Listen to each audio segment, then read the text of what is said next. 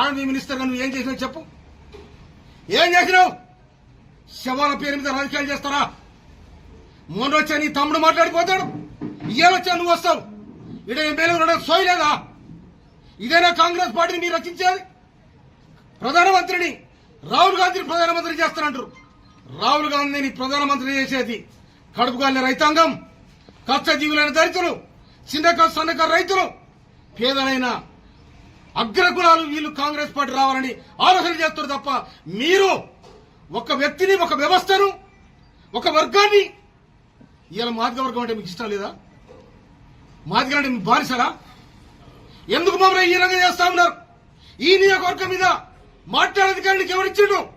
నాకెక్క లేకుండా నా నియోజకవర్గానికి అడుగు పెట్టద్దు అధికారులకు ఎవరిచ్చారు? ప్రోటోకాల్ లేదా నీకు?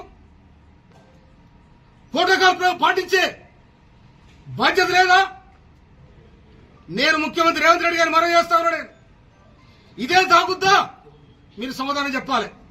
పిసిసి అధ్యక్షుడు మహేష్ కుమార్ గౌడ్ గారికి నేను అప్పీల్ చేస్తా ఉన్నా, పార్టీ విధానం ఇదేనా?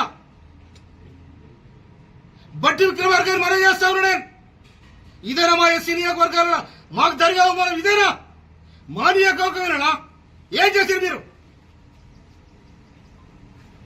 నేను మీనాక్షి నటరాజన్ ఈ రాష్ట్ర ఇన్ఛార్జి గారిని మనం చేస్తున్నా నేను. మా మీద వివక్ష జరుగుతా ఉంది, మా మీద వివక్ష జరుగుతా ఉంది. రాహుల్ గాంధీ సామాజిక న్యాయం జరగాలి, బీసీలకు న్యాయం జరగాలి. 1931 జరిగిన బీసీల కొరగాలని ఇప్పటి వరకు జరగలే. కనుక జరగాలని ఇవాళ 52% బీసీలకు అవకాశం ఉందని చెప్పి ముఖ్యమంత్రి రేవంత్ రెడ్డి గారు నిండు అసెంబ్లీలో ప్రకటన చేయడం జరిగింది. 30-40 ఏళ్లుగా ఏబిసిడి వర్గం కోసం కొట్లాడుతున్న మానవాధికారుల మధ్య తేడా తీసేసి ఏబిసిడి వర్గీకరణ ఆగస్టు 2025 ఆగస్టు 1వ తారీఖు నాడు నిండు అసెంబ్లీలో ప్రకటించి ఏబిసిడి వర్గీకరణ చేసిన ఘనత ముఖ్యమంత్రి రేవంత్ రెడ్డి గారు దక్కింది. కానీ ఇవాళ ఈ దేశం 68,000 మేడతో గెలిచిండు. ఈడ మంత్రుల సామేల్ 52,000 మేడతో గెలిచిండు. మీకు చేసి ఆపలేమే, మీ చెంతకు రాలే. మమ్మల్ని ఎందుకు హీనంగా మాట్లాడుతా ఉన్నా? మీ నియోజకవర్గాలు చూసుకోరి, మీ నియోజకవర్గం మీ సక్కదనం చూడండి. ఏమనుకుంటున్నారో మీరు?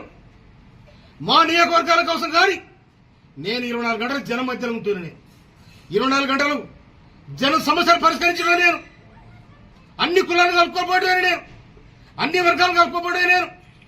నేను స్వయానం కౌలు రైతు. నేను నాకు ఇంత భూమి ఉన్నా కూడా నేను వ్యవసాయం చేసుకుని నా పక్కన ఉన్న రెడ్డిలతో వ్యవసాయం చేసుకుని బతుకుతాను నేను. కానీ మీరు ఆడ గాంధీ భవన్ మాట్లాడుతూ రాజగోపాల్ రెడ్డి తుంగతుర్తి బాగలేదు, నగరికల్ బాగలేదు, నేను నువ్వు కడుక్కో. మునుగోళ్ళ చక్కదనం ఏందో చెప్తుంది. నాకు కూడా రిపోర్ట్ వచ్చింది మునుగోళ్ళ ఇష్టం ఉందని. నాకు దాని సమాధానం చెప్పాలి. నల్లగొండరా మీరు రాజ్యం అనుకుంటారా? మీరు